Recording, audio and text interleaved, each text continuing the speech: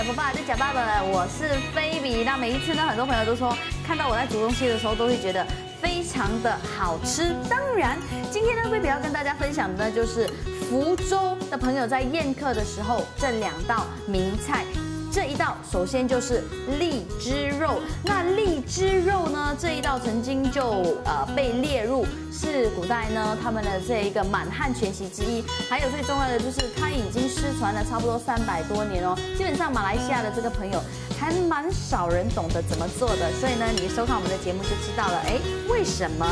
这一道荔枝肉完全没有荔枝，吃下去却有酸酸甜甜，非常浓郁、非常鲜嫩的。